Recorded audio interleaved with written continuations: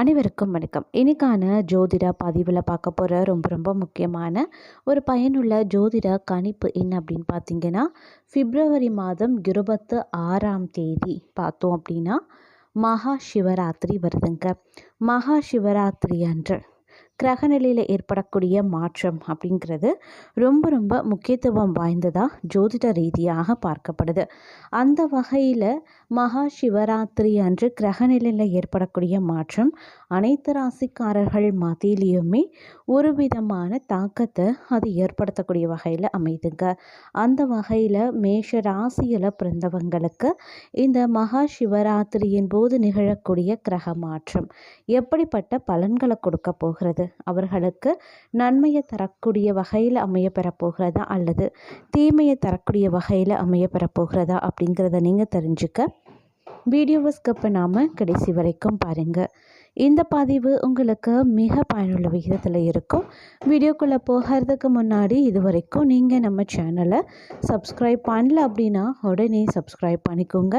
அப்படியே பக்கத்தில் இருக்கக்கூடிய நோட்டிஃபிகேஷனுக்கான பெல் பட்டனையும் ப்ரெஸ் பண்ணிக்கோங்க.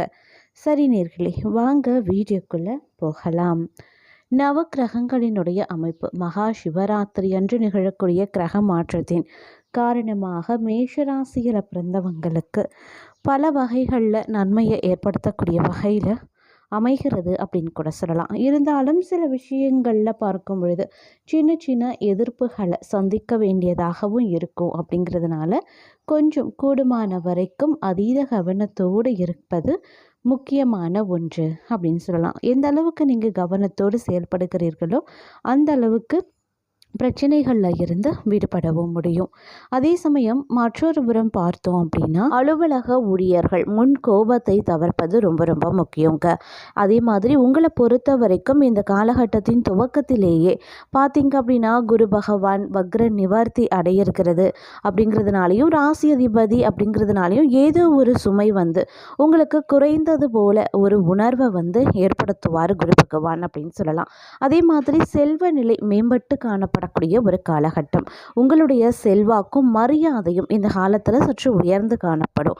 கடந்த காலத்தை விட இந்த காலத்தில் கூடுதலாக இருக்கும் அப்படின்னு சொல்லலாம். அதே மாதிரி நண்பர்களால் ஆதாயங்கள் இருக்குங்க. மன நிம்மதி அமைதியும் கிடைக்கக்கூடிய ஒரு காலகட்டங்க.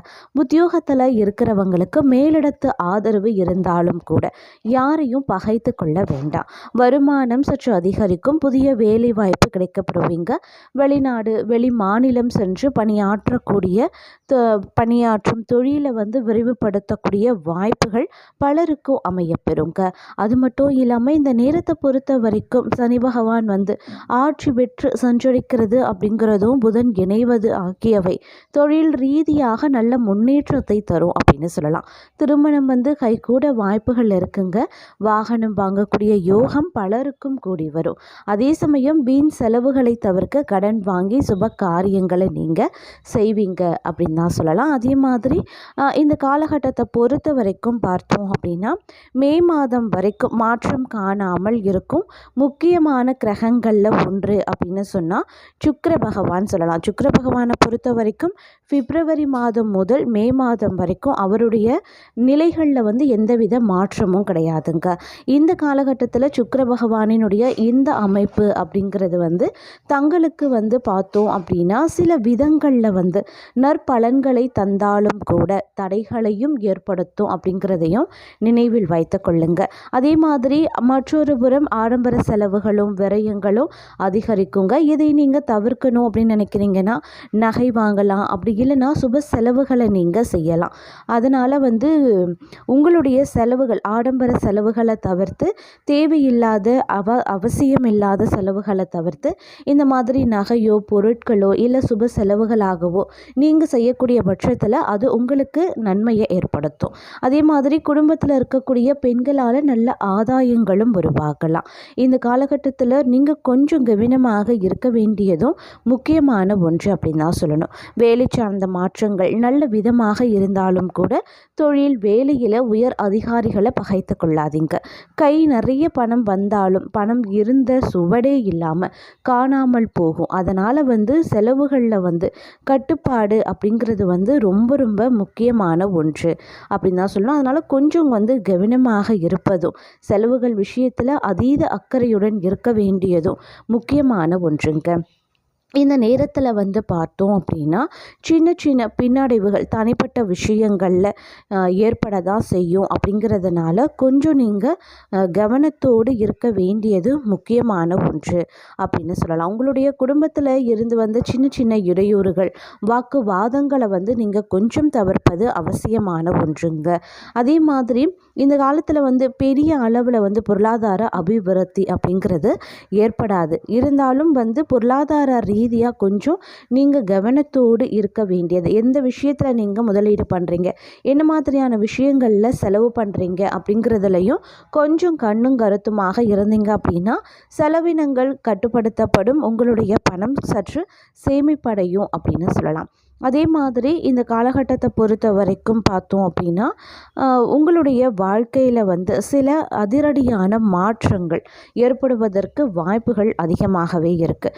ஒரு பக்கம் வந்து வருமானம் அதிகரிக்கும், அதே அளவுக்கு மற்றொரு பக்கம் செலவுகளும் ஏற்படும். குடும்பத்திற்காக ஆடம்பர செலவுகள், வசதிகளை அதிகரிக்கிறது, சுற்றுலா போகிறது உள்ளிட்டவற்றுக்கான செலவுகள் அதிகரிக்கிறத உங்களால் பார்க்க முடியும்.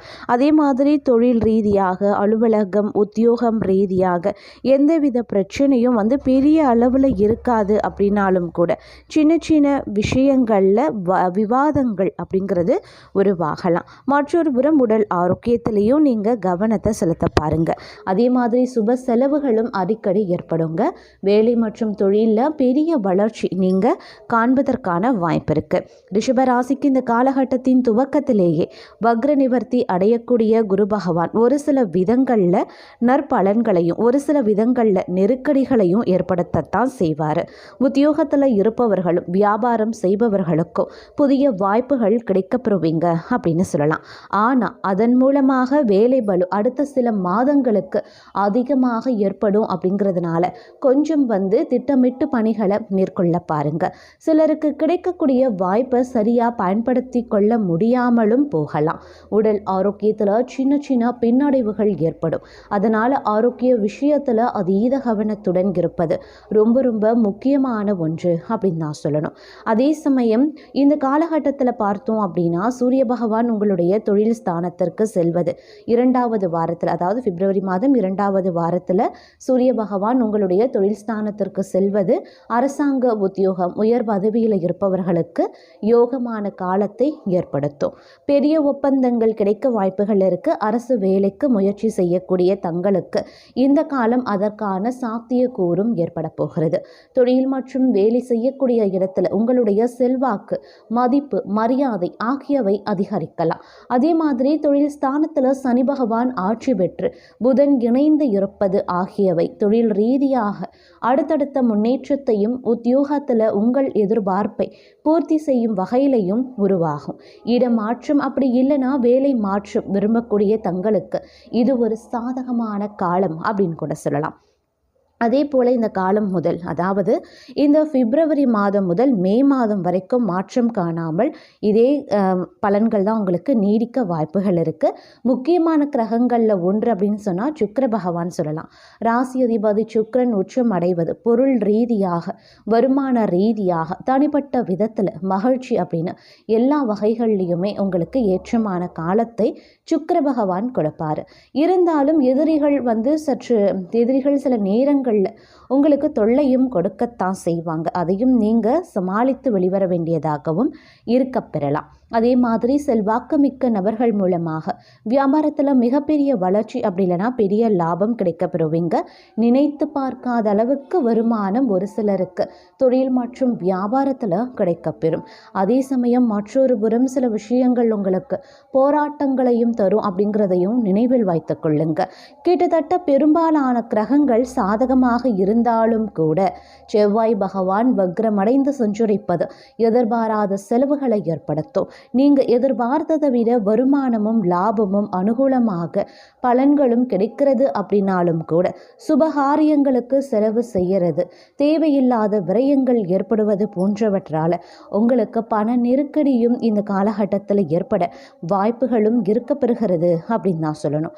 அதே மாதிரி சிலரை பொறுத்த வரைக்கும் பார்த்தோம் அப்படின்னா இந்த காலகட்டத்தில் வரி சார்ந்த விஷயங்களில் பிரச்சனை ஏற்படுவதற்கு வாய்ப்புகள் இருக்குது. அதனால் வருமான வரி, ஜிஎஸ்டி உள்ளிட்ட வரிகளை சரியாக கட்டி அதில் கவனமாக இருப்பது அவசியமாகிறது. அப்படி இல்லைன்னா இனிமேல் இடிவிழற அளவுக்கு பிரச்சனைகளை நீங்கள் சந்திக்க வேண்டியதாகவும் இருக்கலாம் அப்படிங்கிறதையும் நினைவில் வைத்து கொண்டு செயல்பட பாருங்க.